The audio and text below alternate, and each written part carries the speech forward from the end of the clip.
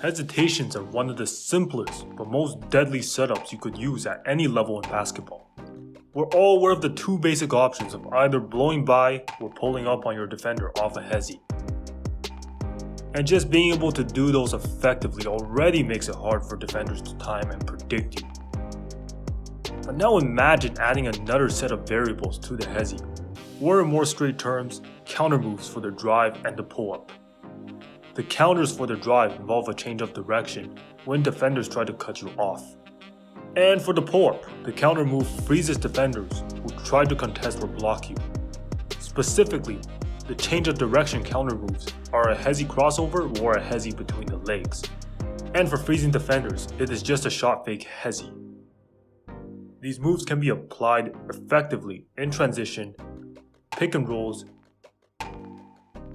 and isolations. And in this video, we'll take a look at the proper setup and footwork to execute each of these Hesi counter moves. But before we start, if you're the type of person that is into content about basketball moves, players, and games, please scroll down just below this video and hit the subscribe button, as I'll be making more videos on these topics in the future. And without further ado, let's get into this.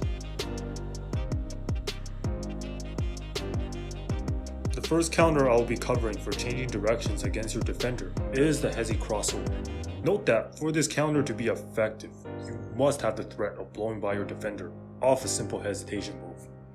But the setup and footwork for this move is as follows.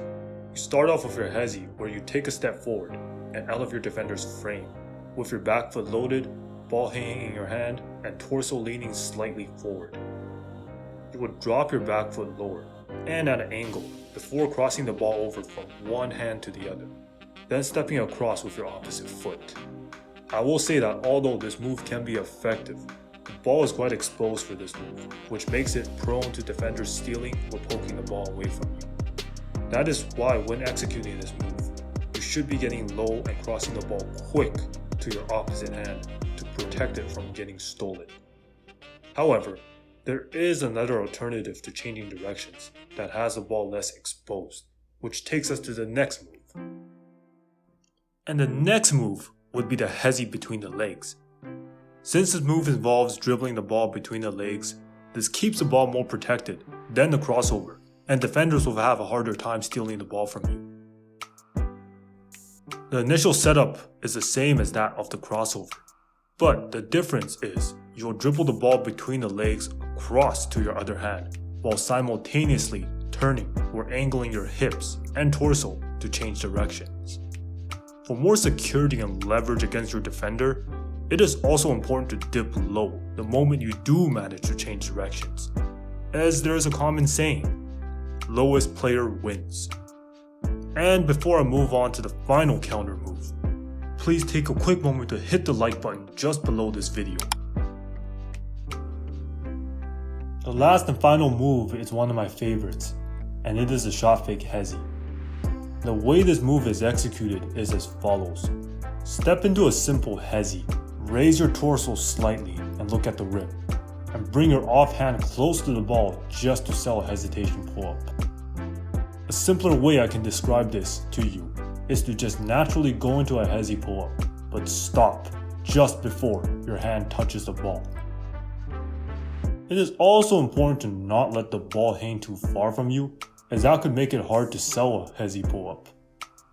So a good rule of thumb is to keep it relatively at a comfortable distance for you to usually execute your Hesi pull-up.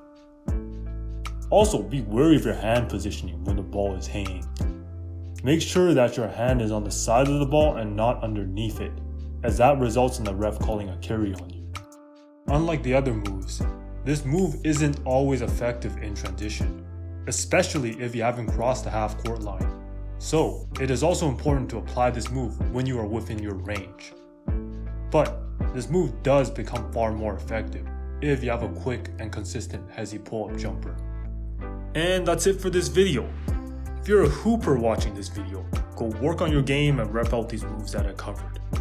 Also, feel free to comment down below on any move that you would like me to make a video on.